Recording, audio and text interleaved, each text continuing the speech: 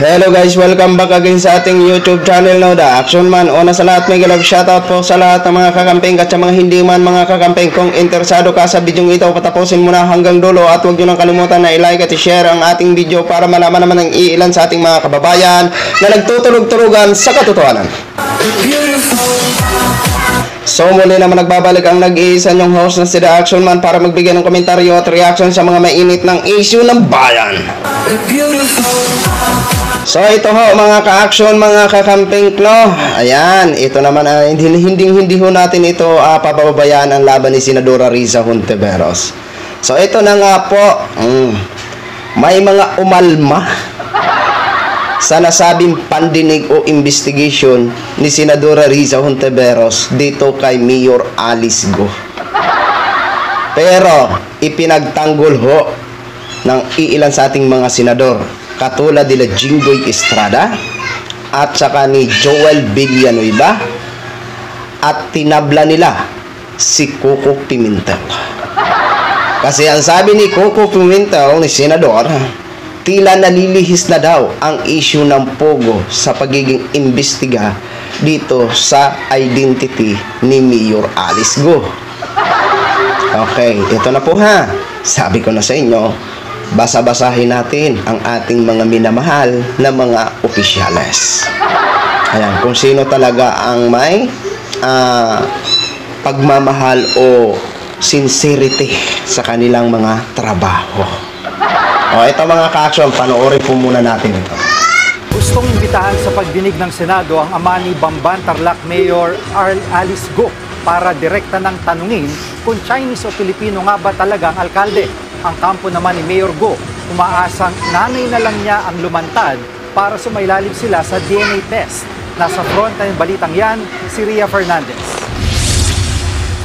Kahit may mga umaalma sa tinatakbo ng pagdinig, ipinagtanggol ni na Senador Jinggoy Estrada at Joel Villanueva ang pag-ungkat ng Senate Committee on Women, Children, Family Relations and Gender Equality ni Senator Risa Hontiveros sa pagkatao ni Bamban Tarlac Mayor Alice Go. Una nang kinwestiyon ni Senate Minority Leader Coco Pimentel ang takbo ng hearing dahil tila nalilihis na raw sa issue ng Pogo ang pagdinig. Pero wait lang ha. Una nang kinwestiyon ni Senador Coco Pimentel ang nasabing pandinig. Kasi tila daw nalilihis na ang investigation sa Pogo.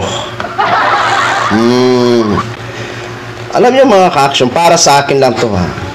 Ang pag-imbestiga ng dito sa national identity kay Mayor Alice Go, isa yan sa magiging susi para malaman kung sino ang may-ari ng Pogo, kung sino ang nag-ooperate ng Pogo, di ba?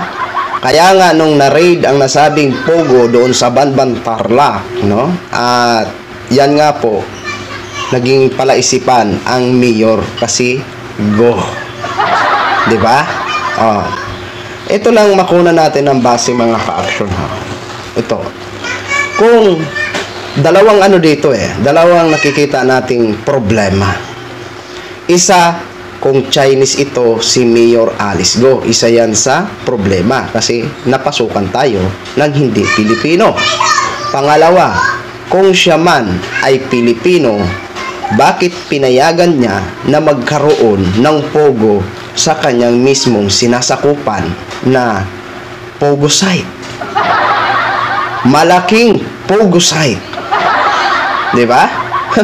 Yan ang isa sa mga kailangan natin malaman at quini-question. Diba? Kung Chinese siya, problema kasi nakapasok ang Chinese at nabigyan pa ng pagkakataon na maging mayor kung sakali Chinese siya. Ngayon kung Pilipino naman siya, isa din yan sa mga katanungan natin, bakit malaking Pogo ang nasa hometown niya? Bakit pinayagan niya ang Pogo na tumayo na dambuhalang Pogo na yan? Di ba? Kaya yan ang isa sa mga question natin. Okay, ito na ang pagtabla ng dalawa dito kay Senator Kiko Pimentel.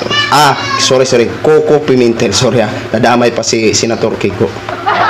Coco Pimentel. Okay, go. Tinabla ito ni Estrada at Villanueva. Kung Pilipino siya, bakit niya rin pinayagan itong mga illegal activities, no? As a mayor, nandito si dating mayor ng Valenzuela, Secretary Rex. Ano mo yan eh?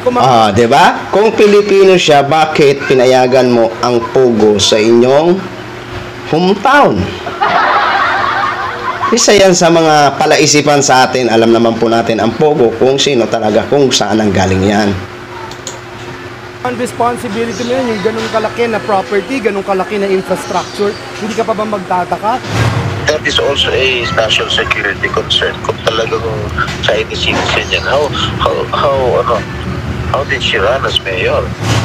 Tingin ni Estrada, dapat maharapin na rin sa pagdinig ang tatay mismo ni Mayor Alice na si Angelito Go para magkaalaman na kung Pilipino ba talaga siya o hindi at kung totoong Pinay ang nanay ng alkalde.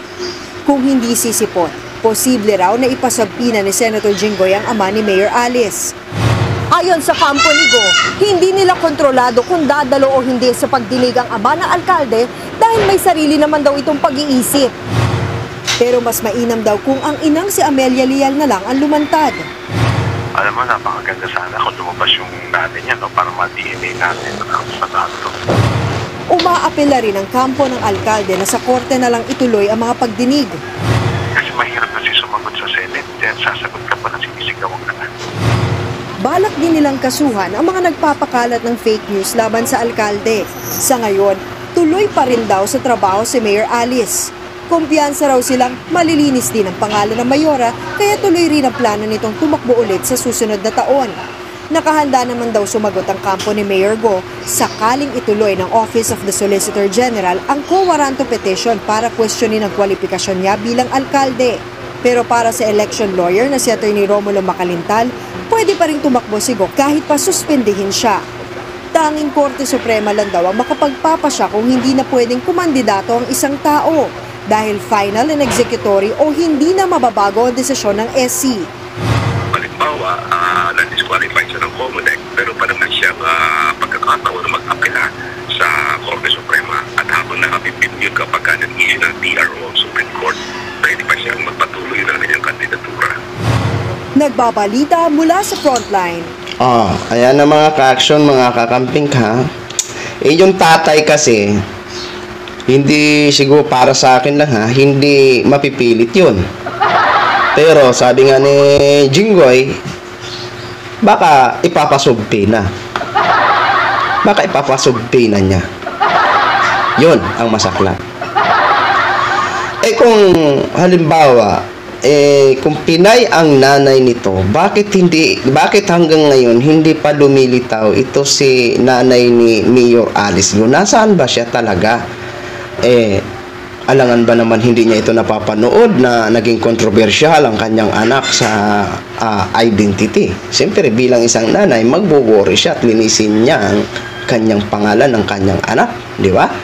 Kung totoong Pilipino ang nanay niya, nasaan nga po? Yun ang tanong natin. Kung nasaan ka man, lumantad ka na sa ganun, malinawan na ang lahat ng ito.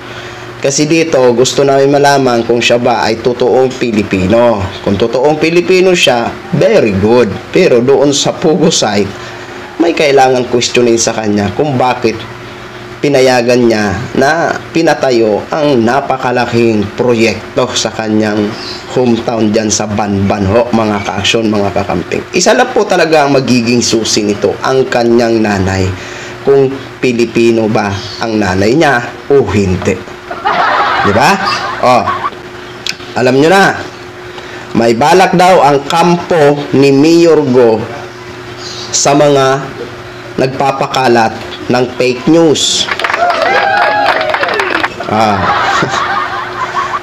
Yung mga nagpapakalat ng fake news dyan, ha? Pinapaalalahanan na kayo. Papailan daw kayo ng kaso ng kampo ni Mayor Alice Go. Doon sa gumawa ng kwento na story at nag-claim pa talaga na siya ay kapatid, siguraduhin mo lang, Inday, kung kapatid ka o hindi. Sinasabi ko sa iyo, kung content lang yon, mali yun na gawin dahil seryosong usapan ito. Opisyal ang nakasalalay dito. Kaya humanda-handa ka. Baka isa ka sa mga makasuhan. ng kampo ni Mayor Alice Go. Di ba? So yun lang ho, abangan lang ho natin ito mga ka-action. Balita-balita ko dito, kailangan muna mag-executive session ho mga ka-action. Yung parang sila na muna mag-uusap kasi naniniwala si Senador Riza Hontiveros na kapag executive session, marami siyang malalaman. Okay? Abangan ho natin yan mga ka-action, no? Ang susunod na hearing, kung may hearing pa sa Senado, no? So yun lang po. Maraming salamat po sa ating mga viewers Luzon, Visayas at Mindanao all over the world. Ako po ang inyong lingkod, si The Action Man. Have a good day, everyone. Beautiful.